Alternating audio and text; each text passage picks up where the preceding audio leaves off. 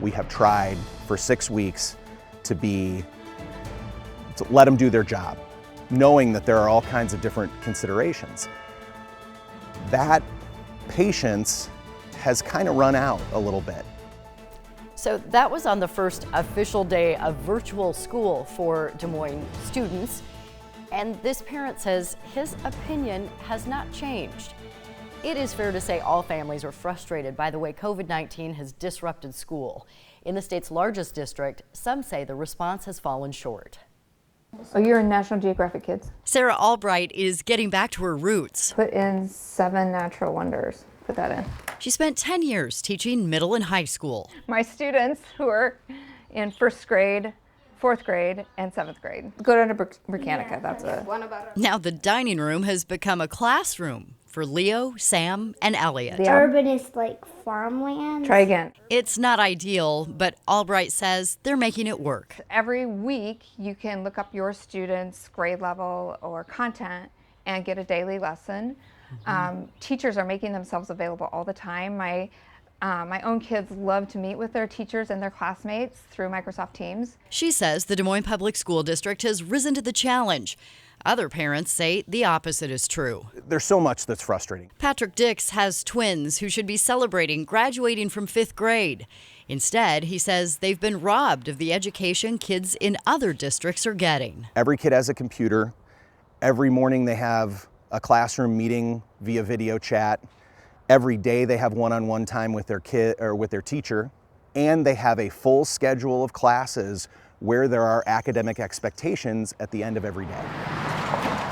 I'm left wondering as a parent, why aren't we doing those things? I think that we should have done things a lot sooner. This Des Moines teacher wasn't comfortable going on camera, but says she also feels like the district should be doing more. We still took a while to get on board. I mean, if we knew we were closing after spring break, maybe not for the rest of the year, but we still should have provided something for these kids. Do you feel like your hands are tied in terms of what you want to do or what parents would love for you to do, but you can't because you get in trouble? Yeah. I'm really proud of our staff. I think it's been remarkable what we've accomplished. Superintendent of Schools, Dr. Thomas Ahart, says his hands are tied because of Iowa law. The way Iowa decided to close the schools and the guidance that we were given was ironically largely centered on equity. Unless we could ensure that we were providing the same thing to every student, that we could not engage in new learning,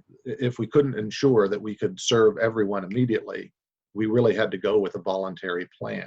If you go with a voluntary plan, we can't take attendance, and we can't hold those same expectations. So it largely had to do with the menu of options that we were given from the State Department of Education. And asking school leaders for them to decide what's best for your community of learners and what can we do to support that. Dr. Ann Lebo is the head of the State Department of Education. Schools can encourage students to participate. Her first day on the job was April 13th, just days before schools were ordered to close. This isn't a snow day and it's not summer break.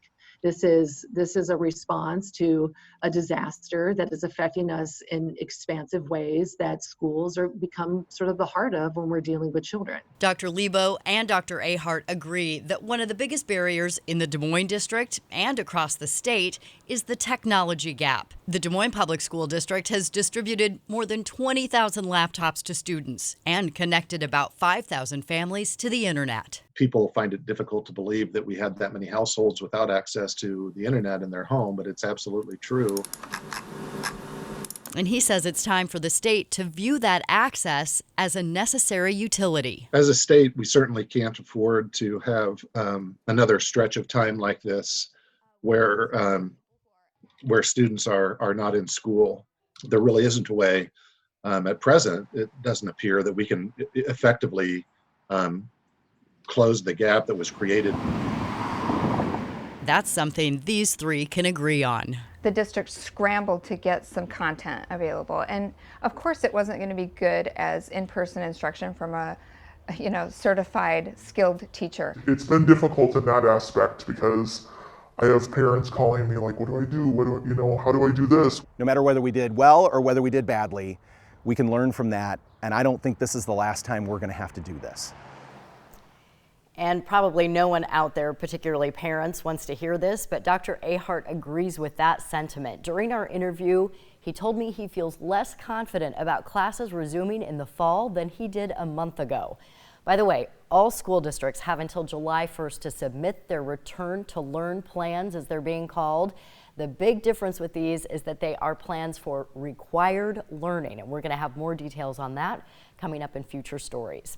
Ed, tomorrow officially the last day of school for a lot of students. I know. Isn't that something? It's so odd this year, and it, you know, we get confused with what day it is, let alone, honestly, you know, the school it's been tough for everybody. Over with, right? Amazing though, great story, and so many questions that are still going to have to be answered later on. Yeah, we're going to be continuing to follow this for sure. Love my kids, but I'm kind of glad they're grown. Just saying. Let's talk about our senior salute tonight. We have a lovely lady who is celebrating